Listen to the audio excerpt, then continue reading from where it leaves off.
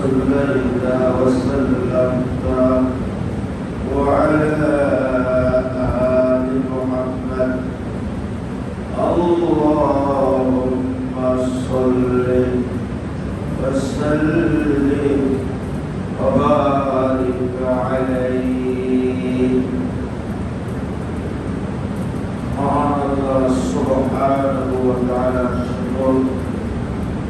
সত্যের সন্ধানে আল্লাহর আনুগত্য সন্তুষ্টির আশায় হিদায়াতের এই মারকাজ আল মসজিদু বাইতুল্লাহ আল্লাহর ঘরে জুম্মার দিবসে আগে আগে আসা এবং কিছু সময় দিনের কথা শোনার বুঝবার জন্য বসা তৌফিক দান করেছেন। আমরা জবান করে বলি আলহামদুলিল্লাহ। আজকে আলোচ্য বিষয় হলো কোরআনের আলোকে 5ই আগস্ট। আজকে সম্ভবত 31 তারিখ 29 তারিখ। 5ই আগস্টের একটা ঘটনা আছে, 1 বছর আগে ঘটিল। এটা আমরা কোরআনের আলোকে আলোচনা করতে চাই। এটা কি সম্ভব? কি বলেন? 1 বছর আগে যা ঘটল, 1500 বছর আগে মক্কায় অবতীর্ণ কোরআনের আলোকে আলোচনা করা কি সম্ভব? হ্যাঁ, সম্ভব। এখানেই কোরআনের সৌন্দর্য, কোরআনের শ্রেষ্ঠত্ব আর বিস্ময় হলো এখানে। কিয়ামত পর্যন্ত পৃথিবীতে যা ঘটবে, ভালো কিংবা মন্দ, কোরআনের আলোকে ওই ব্যাপারে একটা নির্দেশনা পাওয়া যাবে। এভাবেই আল্লাহ রাব্বুল আলামিন মানুষের জীবন সংবিধান আল কোরআনকে আল্লাহ বর্ণনা করেছেন। জমিউল ইলমি ফিল কোরআন ওয়ালাকিন তাকাসসারাত ফাহমুর রিজাল। পৃথিবীর সকল প্রকার জ্ঞান ভান্ডার দিয়ে আল্লাহ কোরআনুল কারীমকে সমৃদ্ধ করেছেন, কিন্তু মানুষের জ্ঞানের প্রখরতা বড়ই দুর্বল। তাই সমস্ত আয়াতের গভীরে সে প্রবেশ করতে পারে না। এই যে প্রবেশ করতে পারে না, এটা আমাদের ব্যর্থতা না কোরআনের ব্যর্থতা? আমাদের জ্ঞান খুবই দুর্বল। আমরা এই দুর্বল জ্ঞান দিয়েই বুঝবার চেষ্টা করি। আসুন আমি এই বিষয়ে কিছু কথা বলার জন্য সূরা ইব্রাহিমের 4 নম্বর আয়াতের শেষ অংশ এবং সূরা আনআমের 44 এবং 45 এই 3টি আয়াতের আলোকে আমরা এই বিষয়ে কিছু কথা বলার চেষ্টা করব।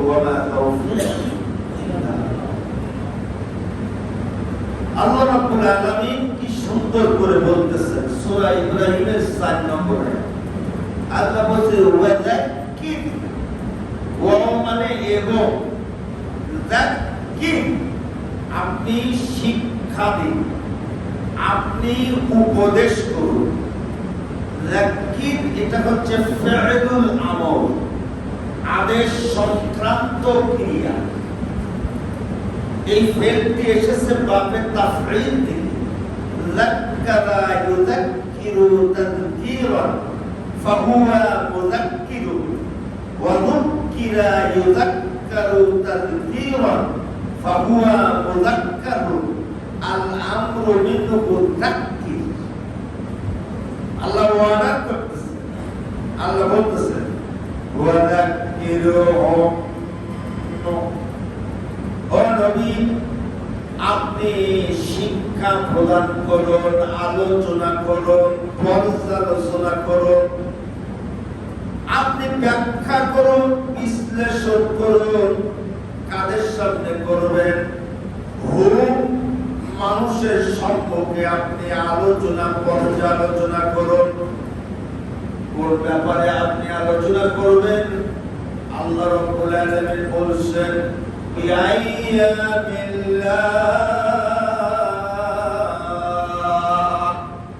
আল্লাহর দিবস, আল্লাহর দিন সম্পর্কে আপনি আলোচনা করুন।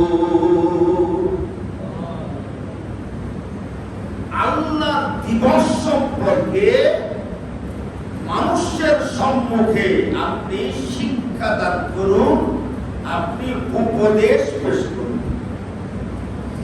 তরজমাটা আবার এভাবেও করা যেতে পারে, নবী মুহাম্মদ সাল্লাল্লাহু আলাইহি ওয়াসাল্লাম আপনি ইতিহাসের ঘটনাবলী উল্লেখ করে, বর্ণনা করে, আপনি ইতিহাসের বিষয়াদি মানুষের সামনে পেশ করে শুনিয়ে আপনি শিক্ষা প্রদান করুন। প্রদান করলে কি হবে?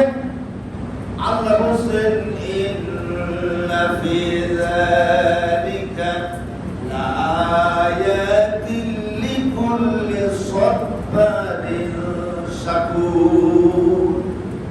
অবশ্যই এই সমস্ত দিবসের ঘটনা, এই সমস্ত ঐতিহাসিক ঘটনার মধ্যে শিক্ষার প্রমাণ আদি রয়েছে তাদের জন্য, যারা সব্বার, তাদের জন্য যারা শাকুর। জোরে বলবেন না সুবহানাল্লাহ। এ হলো আয়াতের তর্জমা। এই আয়াতের ভেতরে তিনটি লক্ষণীয় ভাবনার মতো তিনটি শব্দ আছে। একটি হচ্ছে আইয়া, জোরে বলুন কি বললাম? আর একটি হচ্ছে সব্বা, আর একটি শব্দের নাম হচ্ছে শাকুর। এই তিনটি শব্দ হচ্ছে এই আয়াতের মেরুদণ্ড। আল্লাহ বলছে আইয়ামুল্লাহ, আল্লাহ দিবস সমূহ। আইয়াম শব্দটি ইয়াউমুনের বহু বচন। ইয়াউমুন মানে দিন, দিবস, সময়কাল, ইতিহাস, অর্থাৎ কোন জায়গায় সময়কাল, কোন জায়গায় অর্থাৎ, কোন জায়গায় ইতিহাস, কোন জায়গায় দিবস। কুরআনুল কারীমে অনেকগুলি আয়াতের মধ্যে আল্লাহ বলেন ফি সিত্তাতি আইয়াম, আল্লাহ রাব্বুল আলামিন ৬টি সময়কালে আসমান আর জমিনকে সৃষ্টি করেছেন। আইয়াম একটা সময়কাল, সেটা ২৪ ঘন্টা হতে পারে, ২৪ বছর হতে পারে, ২৪ দিন হতে পারে।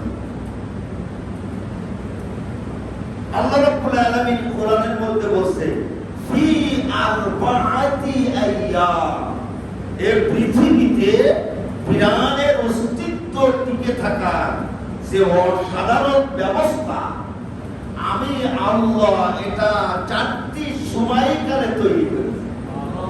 ফি সিত্তাতি ফি আরবাআতি আইয়াম।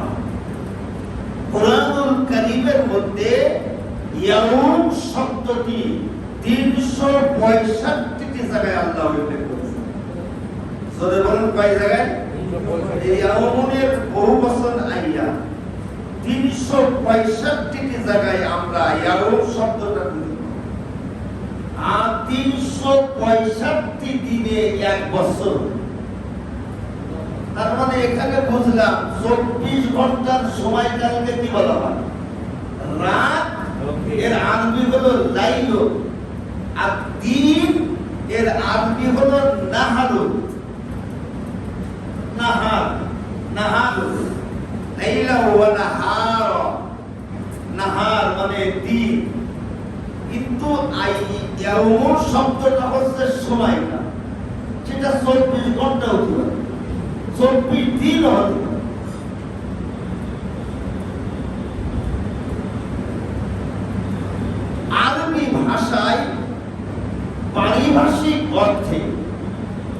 ঐতিহাসিক ঘটনাবলীর স্মারককেও আইয়াম বলা হয়। জোরে বলুন, কি বললাম? ঐতিহাসিক ঘটনাবলীর স্মারককেও আপনার আইয়াম বলা। আরো সহজ করে আমরা যদি বলি তাহলে সন্ধি, চুক্তি, যুদ্ধ, অভ্যুত্থান, বিপ্লবের বিশেষ দিন সমূহকেও আরবিতে কি বলা হয়? আইয়াম বলা হয়। যে সমস্ত দিবসে, যে সমস্ত ঐতিহাসিক ঘটনায় আপনার পৃথিবীর মানব জাতির ভাগ্যের উলট পালট হয়ে গেছে, সভ্যতার পরিবর্তন ঘটেছে, রাষ্ট্রের পরিবর্তন ঘটেছে, ক্ষমতার পরিবর্তন ঘটেছে, পতাকার পরিবর্তন ঘটেছে, এইরকম ঐতিহাসিক ঘটনা বলে দিবসকে কি বলা হয়? আইয়াম বলা হয়। যেখানে জালেমের অবসান ঘটেছে, মাজলুম মুক্তি লাভ করেছে, যেখানে অনেক বড় বড় ব্যক্তিত্ব তাদের কৃত কর্মের কারণে শাস্তির মুখোমুখি হয়েছে, আবার অনেক মাজলুম ব্যক্তিত্বকে মুসিবত থেকে আল্লাহ উদ্ধার করেছে। সুবহানাল্লাহ। এই সমস্ত অধ্যায়, এই সমস্ত দিবসকে আরবিতে কি বলা হয়? আইয়াম বলা হয়। যেমন বদর একটা আইয়াম, উহুদ একটা আইয়াম, আহজাব একটা আইয়াম, হুদাইবিয়ার সন্ধি একটা আইয়াম, মক্কা বিজয় একটা আইয়াম। আল্লাহ কি সুন্দর করে বলছেন, ওয়াইন কাদু লা ইয়াস্তাফিসুনাকা মিনাল আরদি লিয়ুখরিজুকা মিনহা ওয়া ইযাল লা ইয়ালবাসুনা খিলাফাকা ইল্লা কলিলা। নবী, মক্কার কুরাইশরা আপনার উপরে নির্যাতন অবিচার করেছে, উৎখাত করে দেওয়ার জন্য আপনাকে মক্কা থেকে বিতাড়িত করেছে। আপনি সেই মক্কা বিজয় লাভ করতেছেন, কিন্তু ওরা জানে না যে আপনি মক্কা থেকে চলে যাওয়ার পরে অল্প দিনের মাথায় আপনি আবার ফিরে আসবেন। আপনি মক্কা বিজয় কেন আপনি চলে গেলেন, আবার কিভাবে আপনি আসলেন, এই বিষয়াদি ব্যাখ্যা বিশ্লেষণ করে জনসম্মুখে মানুষকে আপনি উপদেশ পেশ করুন। এভাবে করে পৃথিবীতে দেশে দেশে প্রত্যেকটা জাতির মধ্যে এইরকম কিছু ঐতিহাসিক দিবস আছে না নেই? আছে। জোরে বলুন, আছে না? এই বাংলাদেশ নামক ভূখণ্ড, আমরা কখনো ব্রিটিশ ছিলাম, আমরা কখনো পাকিস্তান ছিলাম, জোরে বলুন ছিলাম না? আমরা বাংলাদেশ হলাম। এর মধ্যে কিছু আইয়াম আছে না? আছে। আরে জোরে বলুন, আইয়াম আছে না নেই? এর মধ্যে কিছু আইয়াম আছে। এই বাংলাদেশ নামক ভূখণ্ডে মানুষের আজাদী আর স্বাধীনতার ইতিহাসে মোটামুটি আমাদের 4টে আইয়াম আছে। জোরে বলুন, কয়টা আইয়াম আছে? 4টে অধ্যায় আছে, 4টে দিবস আছে, 4টে সময়কাল আছে। একটি হলো 1947 সাল, আরেকটি হলো 1971, আরেকটি হলো 1975, আরেকটি হচ্ছে 2024। তাহলে কয়টা আইয়াম পেলাম? জোরে বলুন, কয়টা আইয়াম পেলাম? তার মানে কি বুঝলাম? বাংলাদেশের জনগণের বাস্তবতা আল্লাহ বলছে, ওয়ালাকিরহুম বিআইয়ামিল্লাহ। 47 সাল কেন হলো? 200 বছর গোলামীর জীবন থেকে মুক্তি ছিল 47-এর ইতিহাস। লক্ষ লক্ষ মানুষকে হত্যা করেছে, কোটি কোটি টাকা লুটপাট করে দিয়েছে, কত মানুষকে হত্যা করে রাস্তায় রাস্তায় কাছাকাছি ঝুলিয়ে রেখেছিল। কত রক্তের বিনিময় 47 হলো, দুটো দেশ আলাদা হলো নিজামী তন্ত্রের ভিত্তিতে, কিন্তু দুটো দেশ একরকম হইল না। একটা দেশ বড় হইল, আর একটা দেশ ছোট হইল। আবার কাশ্মীর অমীমাংসিত, আবার হায়দ্রাবাদ অমীমাংসিত। এগুলো কেন ঘটলো? এখানে মুসলমানরা কিভাবে বঞ্চিত হলো? আপনি 47-এর ইতিহাসের আলোচনা করুন, আমাদের বলতেছে রসুলের মাধ্যমে। তাও সুবহানাল্লাহ কয় না? কিছু বোঝে? তারপরে আসলো কি অধিকার থেকে আমরা বঞ্চিত হলাম? আবার এসে হাজির হলো 1900 কত সাল? 71। স্বাধীনতা আন্দোলন গড়ে উঠল। আমরা স্বাধীন হতে চাই, আমরা পাকিস্তানের সাথে থাকবো না। ভাষার অধিকার, বেঁচে থাকার মর্যাদার অধিকার। আন্দোলন শুরু হলো। আন্দোলন এক পর্যায়ে টানা বাঁধল। কোন সময় শেখ মুজিবুর রহমান পাকিস্তানিদের হাতে ধরা পড়ল, কোন সময় চলে গেল। তারপরে দেশে কি পরিমাণ রক্ত ঝরল। ভারত আমাদের কেন সহযোগিতা করল?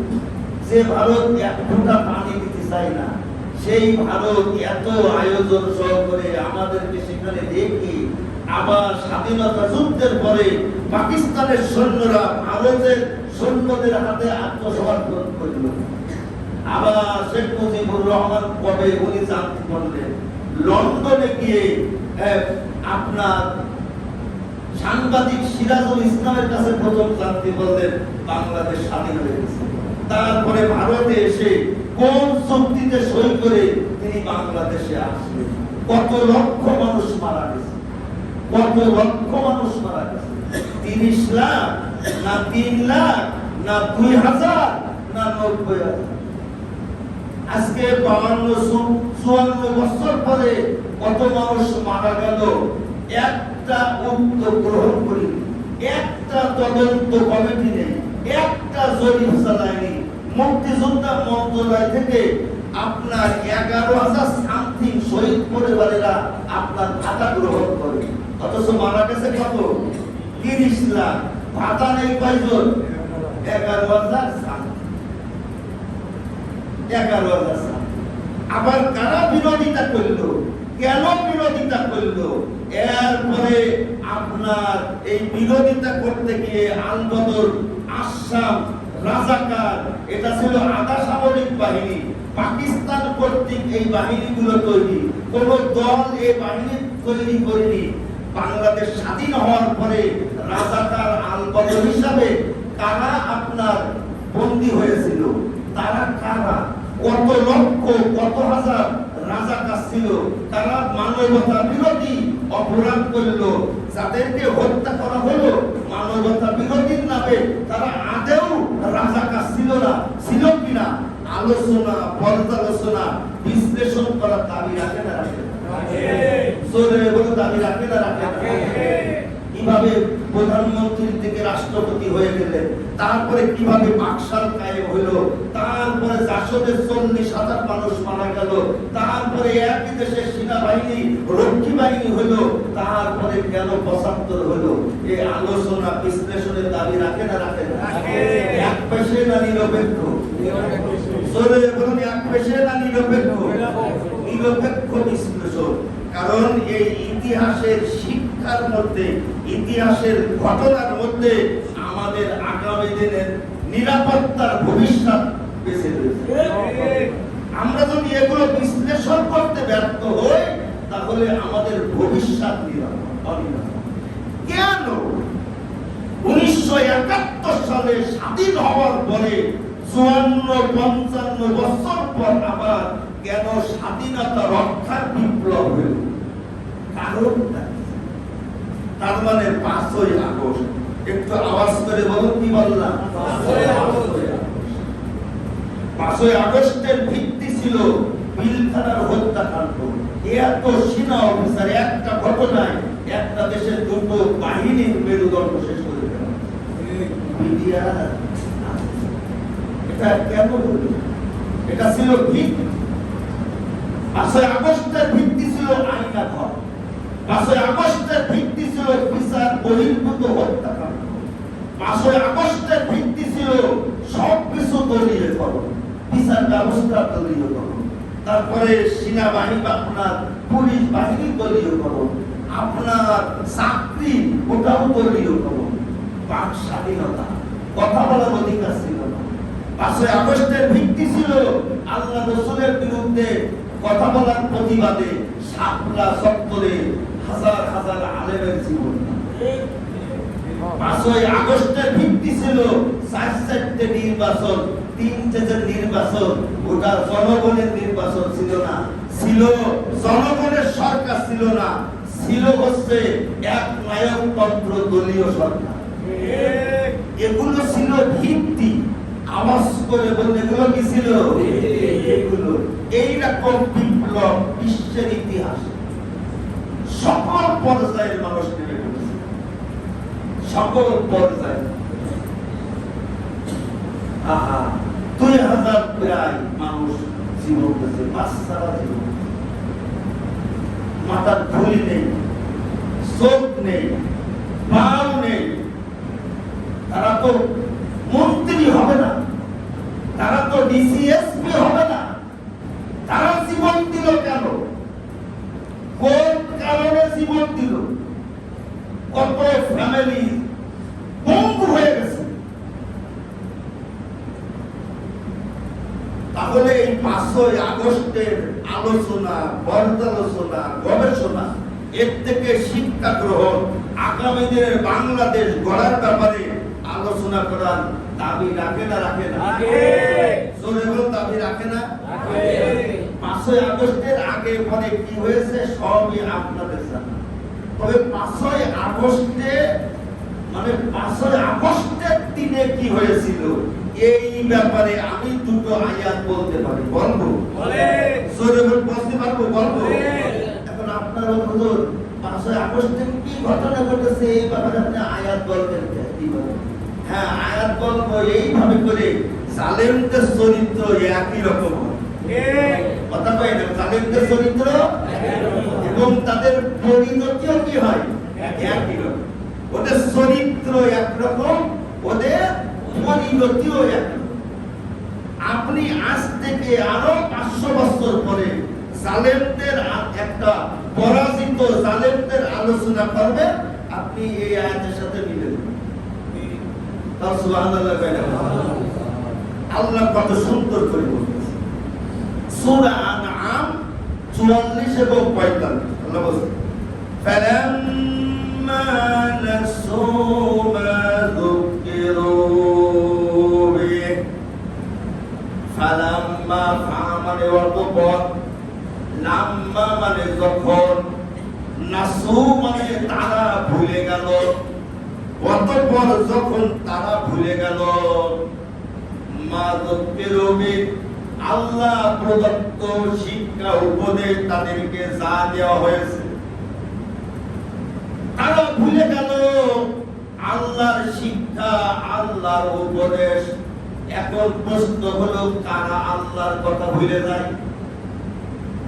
তারা ভুলে গেল যারা, যাদেরকে আল্লাহ প্রদত্ত উপদেশ দেওয়া হয়েছে। এখন প্রশ্ন হলো পৃথিবীতে কারা আল্লাহর উপদেশ ভুলে যায়? আল্লাহ রাব্বুল আলামিন কোরআনের মধ্যে বলছেন ওয়ামান আযলামু মিম্মান যুকিরা বিআয়াতি রাব্বি ইন্না মিনাল মুজরিমিনা মুনতাকিমুন। তার চাইতে বড় জালেম আর কে হতে পারে? আল্লাহ কোরআনের আয়াত দিয়ে উপদিয়া হলো আর মুখ ফিরিয়ে চলে যায়। অবশ্যই এই সমস্ত অপরাধী থেকে আমি প্রতিশোধ গ্রহণ করব। আল্লাহ রাব্বুল আযলামু মিম্মান কাযাবা বিআয়াতিল্লাহি ওয়া সাদাফা আনহা। আল্লাহর আয়াতকে বক্তব্য যারা মিথ্যা মনে করে আর কাপ বাঁচিয়ে চলে তাদেরকে বলা হয় জালেম। সূরা বলেন তাদেরকে কি বলা হয়? জালেম। আসলাম মানে ইসমে তাফসীল, সব থেকে বড় জালিম। তাহলে পৃথিবীতে কারা আল্লাহর কথা ভুলে যায়? আরে কথা বলছে না কেন? আওয়াজ করে বলতে হবে, কারা আল্লাহর কথা ভুলে যায়? আল্লাহ কোরআনের মধ্যে যা বলেছেন আমাদের জন্য, এগুলোকে যদি আমরা উপেক্ষা করি, পাশ কেটে চলে যাই, এর প্রয়োজন যদি আমরা মনে না করি, এক নম্বর সমস্যা হলো আপনি আর আপনার মধ্যে থাকতে পারবেন। আপনার নিয়ন্ত্রণ অন্য কারোর হাতে ছিল। আল্লাহ সূরা মুজাদালার মধ্যে কত সুন্দর করে বলছেন, ইস্তাহওয়াযা আলাইহিমুশ শাইতানু ফাআনসাহুম যিকরাল্লাহ। শয়তান তার উপরে প্রভাব বিস্তার করে বসে আছে, বশীভূত করে ফেলেছে, সে আল্লাহর কথা ভুলে গেছে। একটু জোরে বলো, কার কথা? আল্লাহ। ওয়া মাইয়া আন যিকরির রহমান নুকাইয়িদ লাহু শাইতানান ফাহুয়া লাহু করিন ওয়া ইন্নাকুম লায়াসুদ্দুনাকুম আনিস সাবিলি ওয়া ইয়াহসাবুনা আন্নাকুম মুহতাদুন। আল্লাহ বলছে, রহমানের কথা যারা উপেক্ষা করে, আমি আল্লাহ তার পিছনে শয়তান লাগিয়ে দেয়, শয়তান তার সঙ্গী হয়ে যায়, অতঃপর শয়তান তার সঠিক পথে চলতে বাধা দেয়, আর সে মনে করে আমি সঠিক পথে আছি। বড় বড় অন্যায় করে, খুন করে, দুর্নীতি করে, অবিচার করে, কিন্তু ভেতরে অনুশোচনা নেই। এইরকম শয়তানের সঙ্গী, এইরকম আশরাফুল মাখলুকাত সোনার বাংলাদেশে আছে না নেই? আছে না নেই?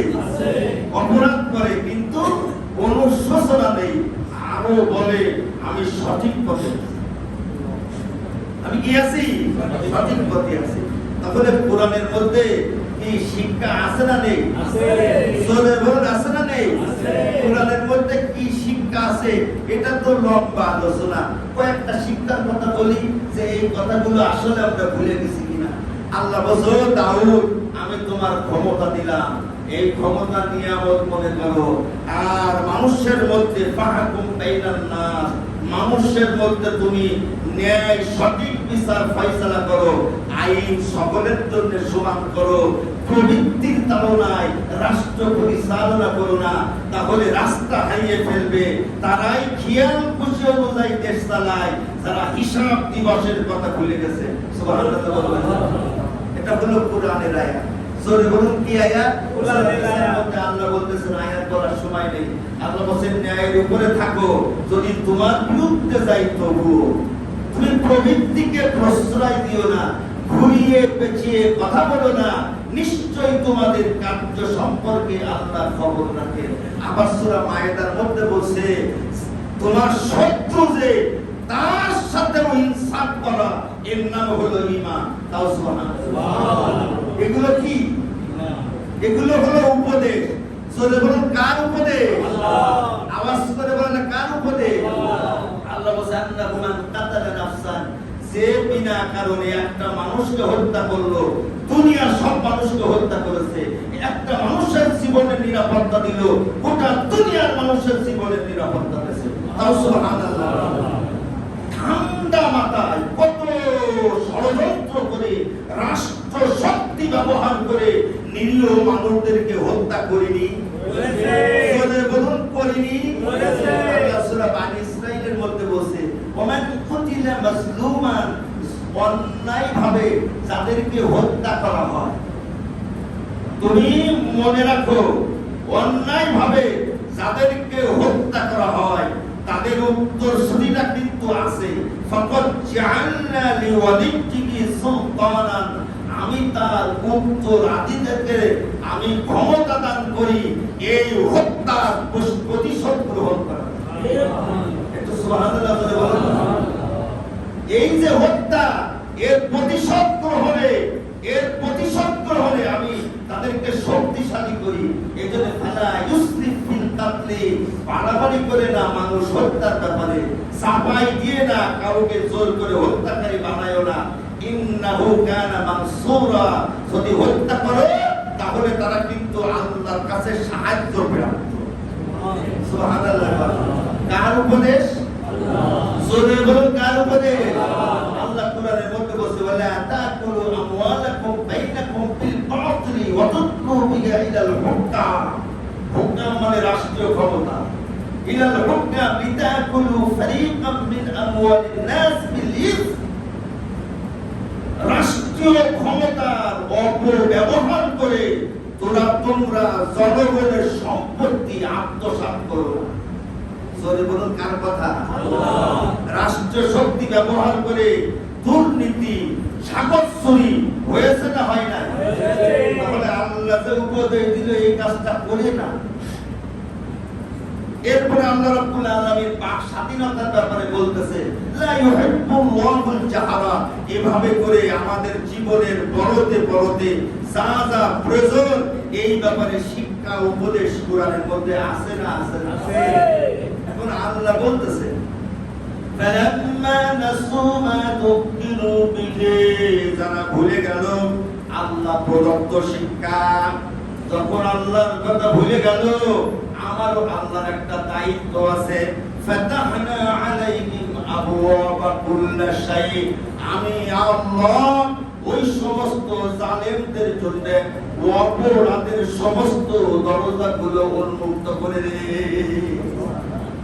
তাদের রাস্তা খুলে দিই আমি, অপরাধের রাস্তা, পাপাচারের রাস্তা, যা মনে চাই আমি সেগুলি করার রাস্তা খুলে দেই।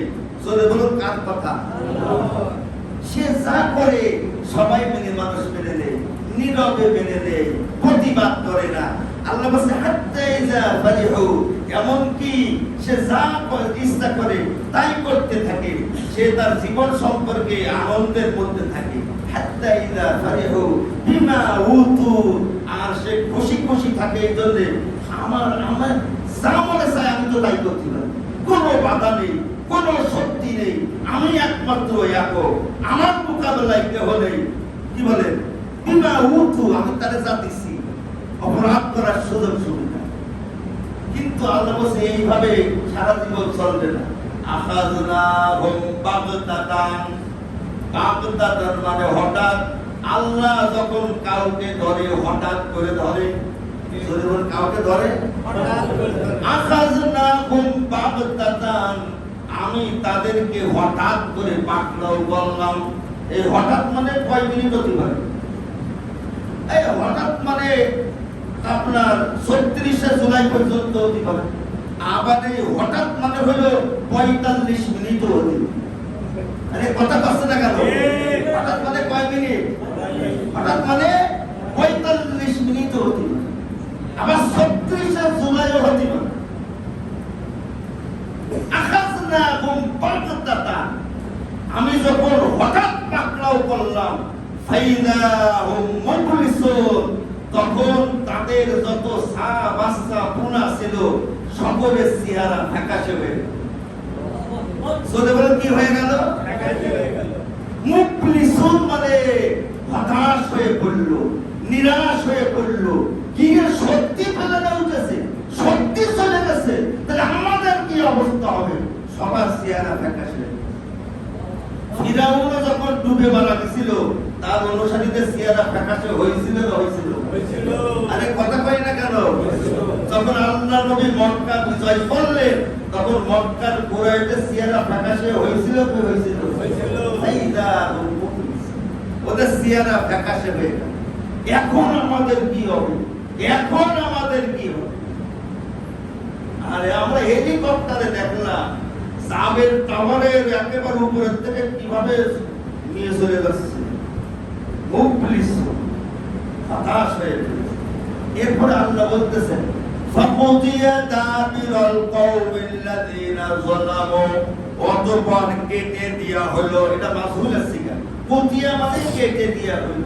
ফাকুদিয়া দাবিরুল কওমিল্লাযিনা যালামু, অতঃপর আল্লাহ জালেমদের মূল শিকড়টা কেটে দিলে। এখন জালেমদের মূল শিকড় কিনা? সাকলাদার হচ্ছে আগা। জোরে বলো। স্বামী ওসমান ওগুলো কি? ওগুলো গোড়া না আগা? আর শিকড় কিনা? আল্লাহ শিকড়কে কেটে দেয়া। ফাকুতিয়া দাবিরাল কওমিল্লাযিনা। বাংলাদেশে আওয়ামী লীগের রাজনীতি হয়তো বা থাকবে, কিন্তু শেখ পরিবারের রাজনীতি আর চলবে না।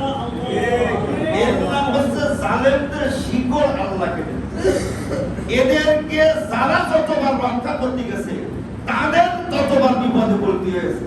চলে বলো ঠিক কিনা? এই জিয়াউর রহমান শেখ হাসিনাকে বাংলাদেশে আসতে দিলে কয়েকদিন পরে ইন্না লিল্লাহি ওয়া ইন্না ইলাইহি রাজিউন এই ইরশাদ একটু সহযোগিতা করতে গেল। এখন জাতীয় পার্টি আছে না নেই? চলে বলুন আছে না নেই? এখন ৭১ মঞ্চ করো, ৭১ মঞ্চ করো। বাবা মুক্তিযোদ্ধা, এই মুক্তিযোদ্ধারা ১৪ নির্বাচনে ভুয়া নির্বাচনে এমপি হয়নি। এই মুক্তিযোদ্ধা এইরকম মুক্তিযোদ্ধা 18 নির্বাচনে এইরকম রাতের নির্বাচনে হয়নি। তখন তো বলিতে বলেন যে এই রাতের নির্বাচনে ৫০ মুক্তিযোদ্ধা এমপি হয়েছে।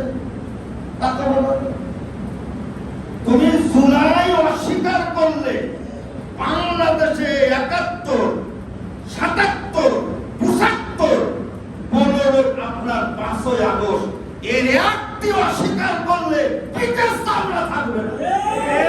বিদেশ আমরা থাকবে। ৫ই আগস্ট যারা এর বিরুদ্ধে কথা বলবে তাদের জীবন নিরাপদে রাখা যাবে না। কারণ ৫ই আগস্ট যদি এটা হলো নিয়ামত, সরে বলুন কি এই জন্য আমরা বলছি লায়াতি লিকুল্লি সাব্বার, এটা ইসমে মুবালাগা।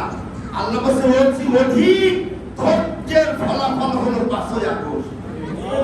এটা এমনি আসেনি। সবর সবর সবর। স্বরাষ্ট্রমন্ত্রী বলে একটা মরে আর সব আগাই যায়, এর নাম হচ্ছে সবর। সরের নাম কি? এর নাম হচ্ছে সব্বা। এর নাম কি বললাম? অসাব্বিত আকদামানা, আকদাম। আল্লাহ বলছে শাকুর মানে কি? অধিক কৃতজ্ঞতা স্বীকার করতে হবে। কৃতজ্ঞতা মানে হলো নিয়ামতকে স্বীকার করা, ৫ই আগস্টকে স্বীকার করা।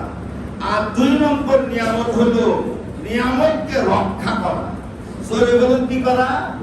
নিয়ামতকে রক্ষা করা।